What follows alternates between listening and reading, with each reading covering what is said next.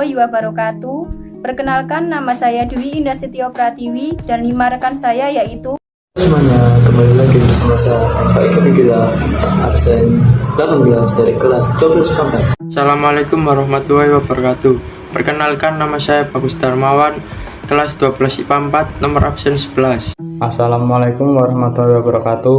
Perkenalkan, nama saya Rahmat Abdul Ghani, absen 30 dari kelas 12 IPA 4.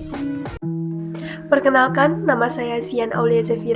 Assalamualaikum warahmatullahi wabarakatuh. Saya Eka Wulandari, absen 14 dari 12 IPA 4. Saya akan menjelaskan tentang transformasi Galileo.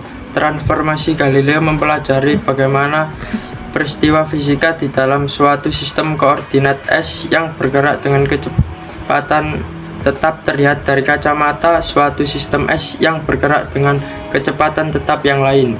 Wassalamualaikum warahmatullahi wabarakatuh. Jarak merupakan besaran yang invariasi terhadap transformasi Galileo, diperoleh dari percobaan pengamatan. Untuk pengamatan diam, O sama dengan X, Y, Z, dan T. Untuk pengamatan yang bergerak, O aksen sama dengan X aksen, Y aksen, dan Z aksen. Sehingga X aksen sama dengan X min VT, Y aksen sama dengan Y, Z aksen sama dengan Z, T aksen sama dengan T. UX sama dengan UX min V, UX sama dengan UY. Dua kerangka acuan mutlak. Dalam menarik analogi dari gelombang mekanik, maka gelombang elektromagnetik merambat dalam medium, yaitu medium yang dihipotesiskan sebagai ether. Bila ether ada dalam keadaan tak bergerak mutlak, maka zat perantara ini sangat baik. Jadi kesimpulannya bahwa ether itu tidak pernah ada dan sekaligus tidak ada kerangka acuan mutlak. Di sini saya akan menjelaskan tentang dua hal, yaitu Polstat extent dan juga transformasi Lorentz. Yang pertama adalah Polstat extent. Polstat extent sendiri dibagi menjadi dua, yaitu Polstat pertama dan Polstat kedua. Polstat pertama adalah hukum-hukum dalam fisika dapat dinyatakan dalam persamaan matematika yang sama tentunya bagi semua kerangka acuan inersial. Yang kedua adalah Polstat kedua.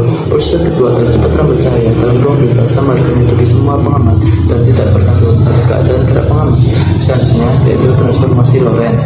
Transformasi Lorentz ditemukan oleh seorang fisikawan Belanda bernama Hendrik Antoon Lorentz yang menunjukkan bahwa rumusan dasar dari keelektromagnetikan sama dalam semua kerangka acuan yang dipakai. Yang ketiga adalah rumus transformasi Lorentz. Rumusnya ada dua. Yang pertama yaitu X sama dengan X min VT per akar 1 min V kuadrat per C kuadrat.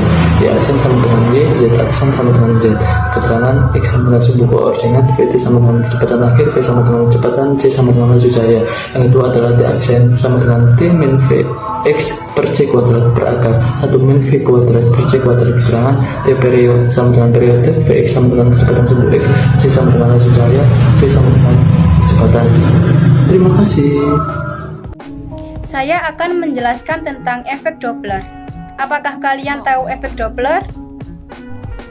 Efek Doppler adalah sesuatu yang terjadi ketika ada yang memancarkan suatu suara atau suatu cahaya yang bergerak relatif terhadap pengamat. Dan pengamat tadi dapat bergerak sehingga menyebabkan pergeseran frekuensi panjang gelombang. Dan sekarang kita akan membahas tentang rumus efek Doppler relativistik. Sekarang kita akan membahas tentang rumus efek Doppler relativistik. Jika reaksi terjadi tegak lurus dengan arah gerak, maka rumusnya adalah V sama dengan V0 akar 1 min dalam kurung V kuadrat per C kuadrat. Dan jika sumber dan pengamat saling menjauh, maka rumusnya yaitu V sama dengan V0 akar C min V per C plus V. Serta jika sumber dan pengamat bergerak saling mendekat, maka rumusnya adalah V sama dengan V0 akar C plus V per C min V. Dengan V adalah frekuensi pengamat, V0 adalah frekuensi sumber, C adalah kelajuan cahaya.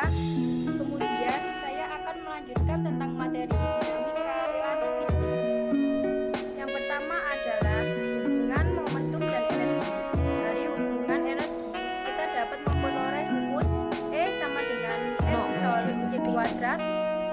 V kuadrat per C kuadrat.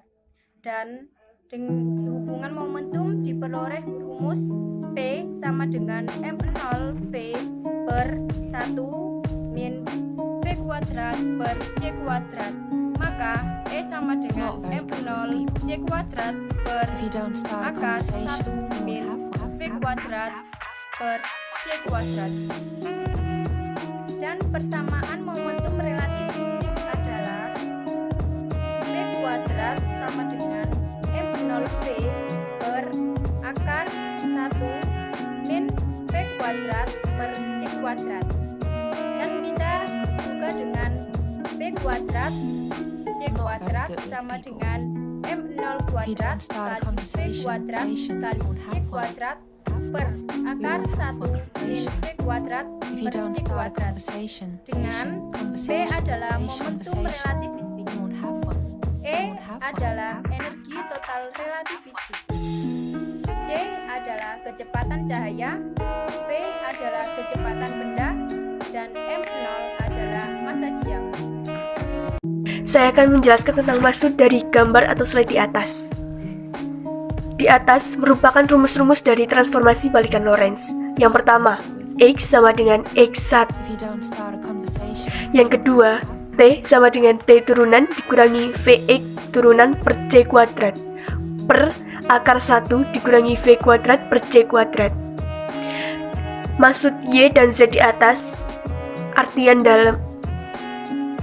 Adapun bab dalam materi ini yakni tentang gejala relativitas khusus Einstein. Yang pertama, dilatasi waktu. Dilatasi waktu berasal dari kata dilation yang berarti memuai atau mengambang. Dilatasi atau pemuaian waktu merupakan konsekuensi dari postutan-postutan Einstein. Yang kedua, kontraksi panjang. Kontraksi panjang dinyatakan dengan rumus L sama dengan LO per Y, atau bisa dijabarkan menjadi LO akar 1 dikurangi V kuadrat per C kuadrat. Buah C pangkat 2 dari E pangkat 2 menghasilkan akar MO pangkat 2 C pangkat 4 ditambah P pangkat 2 C pangkat 2. Menurut rumus itu, bila ada partikel dengan MO sama dengan 0, maka hubungan antara energi dan momentumnya harus diberikan dengan partikel tak sama. E sama dengan Pc. Kesetaraan massa dan energi. Hubungan yang paling terkenal yang diperoleh estetika dari prosedur relativitas khusus telah mengenal massa dan energi, yaitu E sama dengan M kali C pangkat 2. Hubungan yang dapat diturunkan secara langsung dan definisi energi kinetik K. Suatu benda yang bergerak, K sama dengan SO F ds dan F sama dengan dmF per dt. Sehingga energi kinetik KSO dmF per dt, ds sama dengan MF O Ft mf.